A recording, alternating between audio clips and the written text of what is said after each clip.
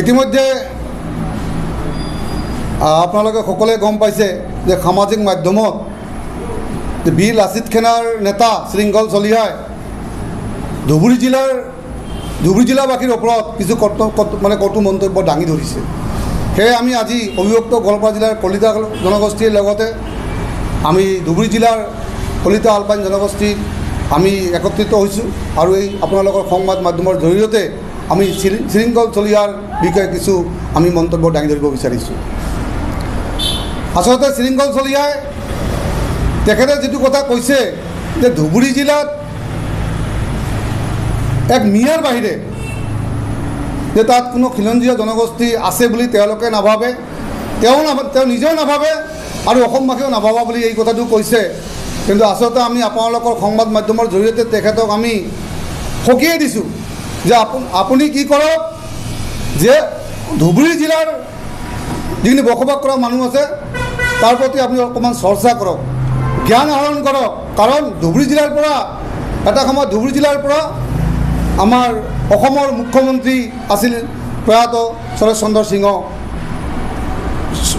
সিংহ আৰু তেখেতৰ নেতৃত্ব তেখেতৰ যি আদৰ্শ সেই আদৰ্শ গ্ৰহণ কৰাৰ বাবে আদৰ্শত চলিবৰ কাৰণে অসমৰ আজি যিসকল নেতা আছে সেই নেতাসকল তেওঁৰ আদৰ্শ মানি চলাৰ কাৰণে যথেষ্ট চেষ্টা কৰে। এই ক্ষেত্ৰত তেখেতে কৈছে যে ধুবুৰী জিলাত খিলঞ্জীয়া জনগোষ্ঠী আছে বুলি তেওঁ নাভাবে।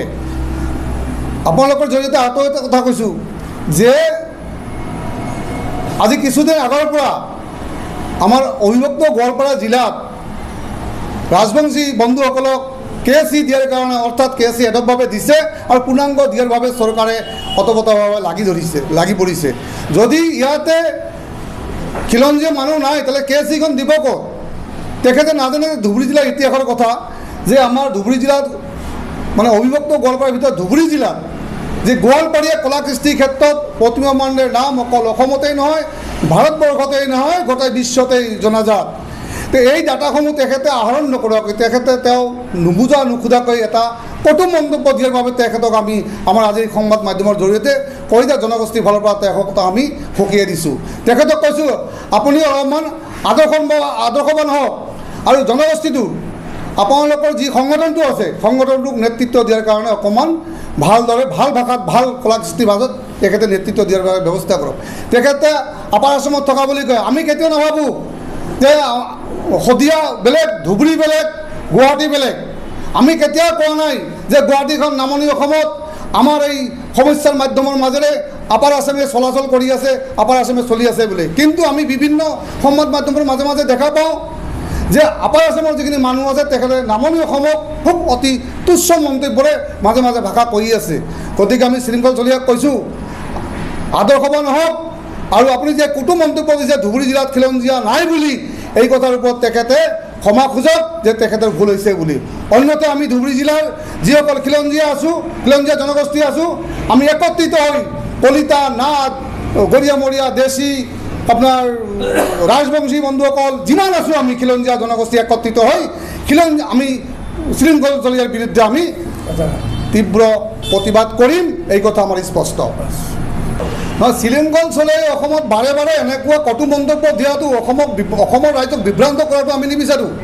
গতিকে কৈছোঁ শেষৰ বাবে কৈছোঁ আমি যে ধুবুৰী জিলাৰ বাবে তেওঁ যিটো কটু মন্তব্য দাঙি ধৰিছে, যদি শৃংখল চলিহাই ইয়াক ভুল বুলি তেওঁ স্বীকাৰ নিদিয়ে, তেওঁ ক্ষমা নোখোজে, তেনেহ'লে অনাগত দিনত আমি অতি তীব্ৰতাৰে আমি আন্দোলন গঢ়ি তুলিম বুলি আমি আজি আপোনালোকৰ সংবাদ মাধ্যমৰ জৰিয়তে শৃংখল চলিহাৰ লগতে আমি অসম চৰকাৰক জানিবলৈ দিছোঁ। দেখা গ'ল যে ধুবুৰী জিলাত শৃংখল চলিহাৰ বিৰুদ্ধে ইতিমধ্যে হয় গোচৰ ৰুজু কৰিছে, আপোনালোকে গোচৰ ৰুজু কৰিছে নেকি? আমি গোচৰ ৰুজু কৰা নাই, আমি ৰেডি কৰিছোঁ। তেখেতে যদি ক্ষমা খোজে আমি গোচৰ নিদিওঁ, অকল গোচৰ দিয়া নাই, গোচৰ দিম, আইনৰ ব্যৱস্থা কৰিম। তাৰ উপৰি আমি চৰকাৰক আবেদন কৰিম যে শৃংখল চলিহাই মাজে মাজে তেনেকুৱা চেৰাবলীয়া ব্যক্তি যেন লাগিছে আমাৰ, আৰু তেনেকুৱা আপোনাৰ তেওঁ সি বলিয়াৰ দৰে তেওঁ মন্তব্য কৰি অসমৰ মানুহবিলাকক বিভ্ৰান্ত কৰি আছে। গতিকে চৰকাৰে ইয়াৰ ওপৰত এটা ইনিচিয়েটিভ ল'ব লাগে।